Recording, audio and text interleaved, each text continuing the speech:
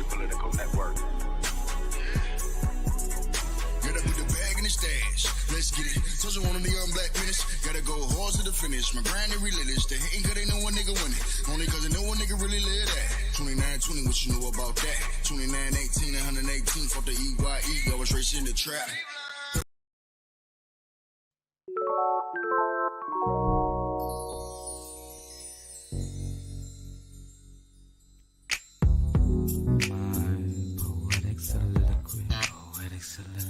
I just want to speak my mind. As if that were possible. Not going to do this, right? Stop. You're done. You're done. Cops keep finding new and more disgusting ways to cross the line. Last month, Indianapolis Metropolitan Sergeant Eric Huxley was seen on body cam violently kicking Jermaine Vaughn in the face during an arrest. Vaughn was already in handcuffs, being detained by multiple officers. Once the officers lowered Vaughn to the ground, Huxley shamelessly stomped on his face while he was completely defenseless. Anyone who feels good about doing something like that to another human being, especially one who can't fight back, is irredeemable. I have zero respect for people like this, even less when their job is to protect and serve the public. That's a humanity overdraft charge. Eric Huxley has been charged with 2 felonies and was suspended from duty. He claims it was an accident. Either he's stupid or he thinks we're stupid. Nothing about raising your leg up, positioning it over somebody's face, and then bringing it down with force can be considered an accident. They need to send him to federal prison where hopefully no accidents occur while he's in custody. What up, y'all? Welcome to another episode of Savage Talk with your host, Savage Soliloquy. That was just me shouting out one of the homies. I want to start sending y'all to featuring a couple of the other people out here doing the media thing. We got to support each other. We definitely got to support each other. Sheesh. What up? Man, I just came back from the doctor. I had a little bit of a situation. I ain't gonna go into too much detail, because I ain't gonna put the business all out there, but I'm gonna put a little bit of it out there because it's relevant to, a lot of the things we be talking about. Especially when we're talking about the medical field. I kind of sometimes tell y'all on here why. I told people a couple times why I don't like the medical field. I get arguments with some people sometimes, but I have a lot of reasons why I don't trust the medical field. I've had many experiences with different doctors, and with me, everybody doesn't go through it. Our people go through it a lot, man. I believe black men definitely go through it. It's something to where they don't believe we have pain, They don't believe in our pain. They don't believe in our physical pain. They don't believe in our mental pain, spiritual pain. But the thing with these hospitals, this medical field, they don't believe in our pain, man. It's so sad. Let me break it. Let me break the situation down. Man, I went in, waited nice little time, past my spot. I was a little late, so I couldn't complain, But as I'm in there waiting, I've been waiting for oh my goodness, I've been waiting over a month for this appointment, so I can know if I need, what I need to do to get my shoulder back right, because it's been unbearable pain, and the doctor comes in and it's it feels off rip, you know what I'm saying? Kind of feels off rip, and he basically just rushes in and tells me, I should be good by now. And I'm okay, I was kind of stuck. What's that supposed to mean? I should be okay now. depending on what we thought it was. So then I'm like, okay, but I'm not okay. So what's the next step? And he basically kind of like gets the fumbling at the mouth for real. And it was almost like to where I felt like I was getting rushed out. And I had to kind of like pull him back in, like, bruh, like what's going on? Like, bruh, I'm in some serious pain. Like, it ain't no just I should be okay. No, it's bro. We about to get this together. Like, let's get this together. Let's figure out what's going on. But it's like it was just the end of the conversation. Okay, here's a prescription for some of these drugs. Go do what you do. Like, come back if you're not there yet. If you don't feel better. And I was just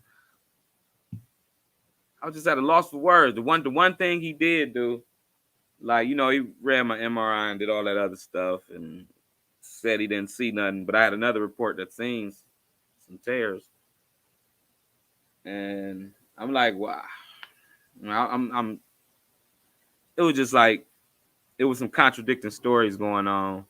And, when I was, sorry about that. When I was asking questions, it like just wasn't any response. And, it sent me into like kind of how do you say it? I remember going through that plenty of times with different doctors, to where I remember when my wrist was broke and, they was acting like I wasn't even hurt.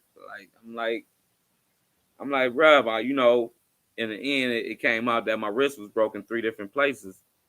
And, they were treating me like I wasn't even hurt. Like, my damn hand was kind of twisted to the other side. And I'm just like, I felt like I was in the Twilight Zone.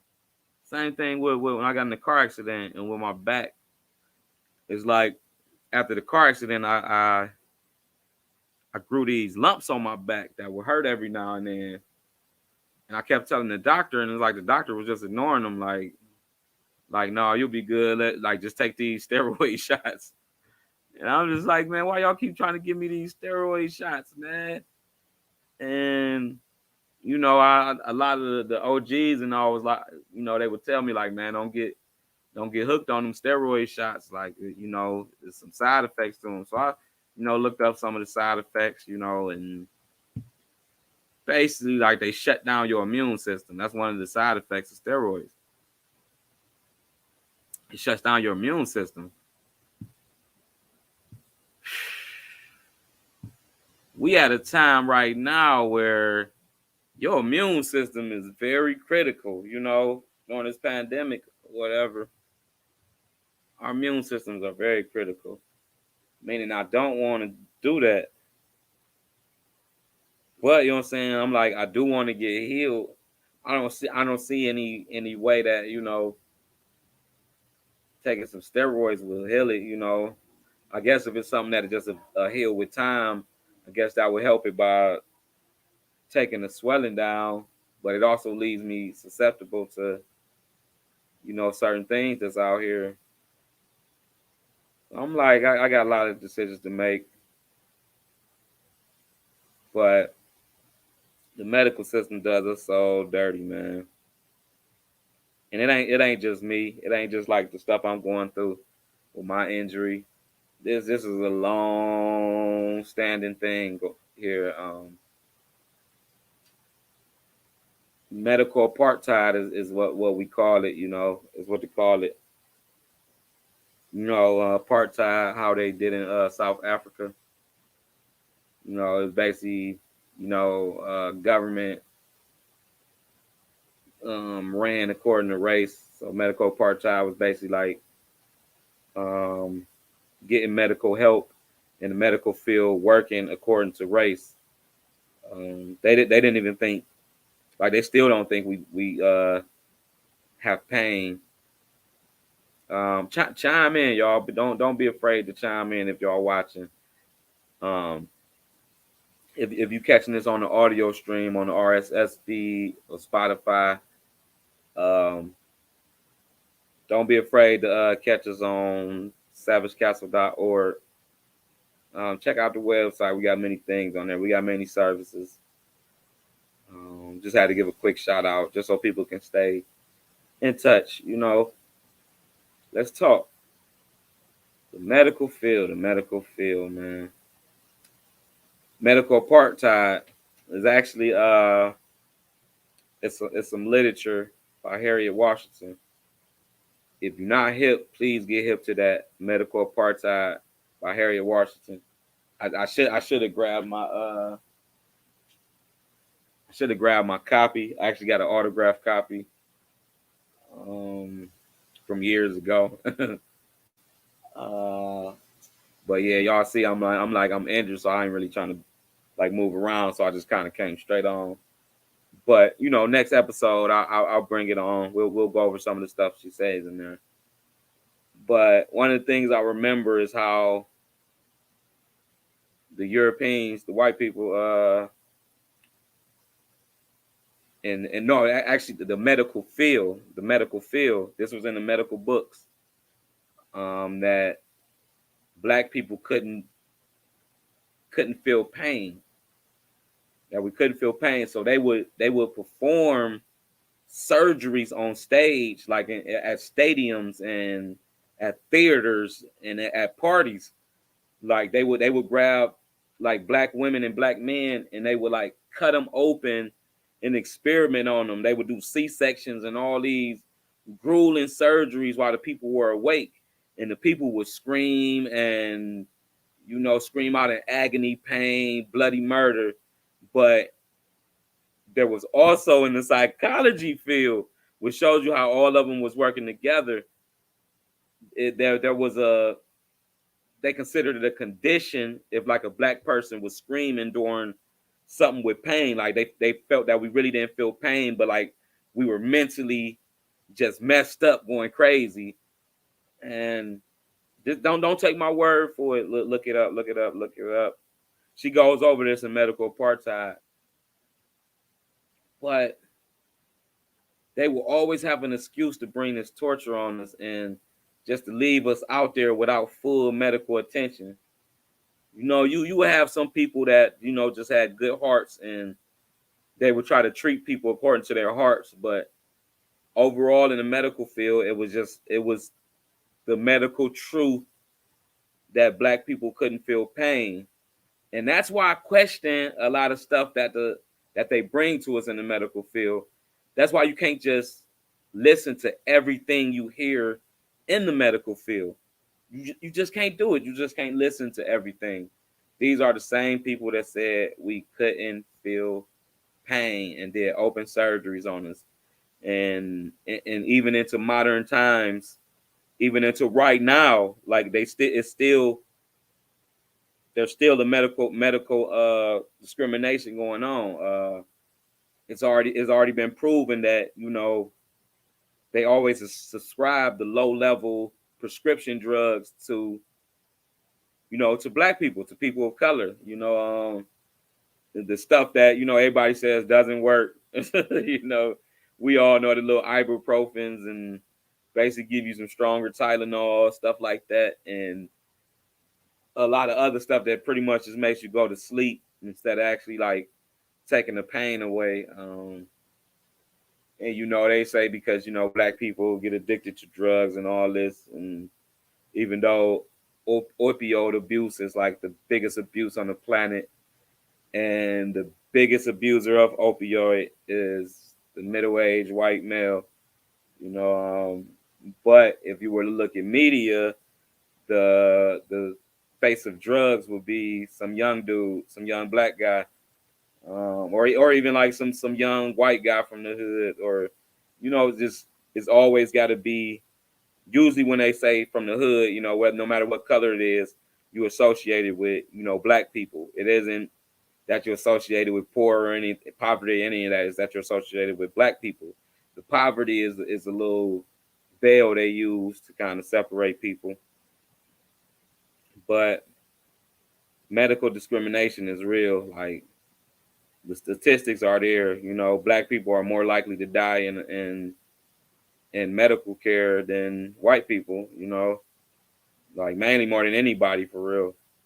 We're more likely to get abused, more likely to be victims of malpractice, and you know, a lot of people that go through this malpractice, they can't afford lawyers. They can't afford good lawyers, and these hospitals, they're connected with the best lawyers on the planet.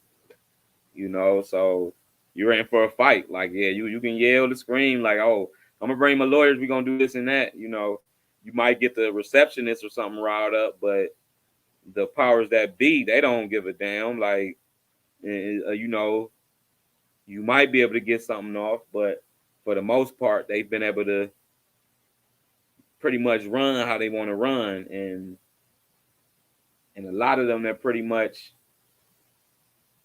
you know, the law doesn't apply to them. They pretty much can do what they want, you know, without any consequence for the most part. That's a scary thing. And the fact that there's a lot of racism in it is just a whole nother story. But yeah, that's how I felt. That's how I felt today. Like I felt like I wasn't getting listened to. It brought back memories of other times in the hospital. Shoot, I'm almost to the point of losing my voice because you know I was in there ready to jam up, man. But you know, I held my composure because you know you gotta hold your composure. You know, they try to put us out there like that. So I'm like, I won't give them no weapons, no artillery. Man, I just wanted to share that with y'all. We're gonna dig deeper in this. Medical apartheid, man. Medical apartheid. You have to read this book. Just in case. I type it in there. Rotten.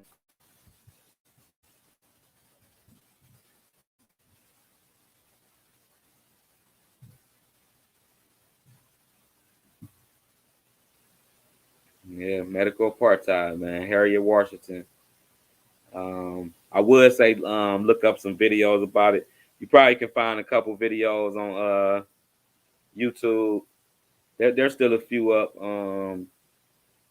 You gotta search it directly though, because as you know, social media they've been blocking a lot of knowledge. You know, a lot of long going knowledge that you can't refute. They've been blocking, and we gotta take a stand, man. That's all I got to say, man. Well, we can't just leave it on that. As far as our positive part of this show, be healthy, man. As far as what you can do, be healthy. Eat your fruits and veggies. I know I say this all the time, but I can't say it enough. Eat your fruits and veggies. Make sure you eating some healing herbs. Drink water. Drink water. Try to make sure you drinking either some filtered water or some good water from a good spring or something.